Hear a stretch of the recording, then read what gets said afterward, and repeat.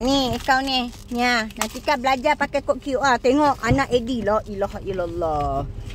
Ni semua orang tak kuat. Ini tauhid dia tak kuat. Kalimah la ilaha illallah dia tak kuat. Kau boleh Macam atuk lan dia. Bila Mama Syiring hantar lauk. Assalamualaikum ya. Nanti beli gas ya. Bila Mama Syiring hantar lauk kan. Ataupun Mama Syiring telefon Mama kan. Telefon Nenek Zan kau. Atuk kau Mama menyampuk. Onyo ya. Itulah. Ni lah. Cuba orang yang bagi duit. Kalau kena Kak Linda ni, Papa tu dah makan penampar dah. Tapi Kak nasib sabarlah. Nasib baik lagi si Ayi tu diam je. Giling-giling dia buat cabut lari. Macam tu lah Kak Eddie. Dia malam-layan dia cabut lari. Malam-layan dia cabut lari. Hey, tengok. Habis dia datang kat aku. Tengok. Lepas tu kau duduk situ.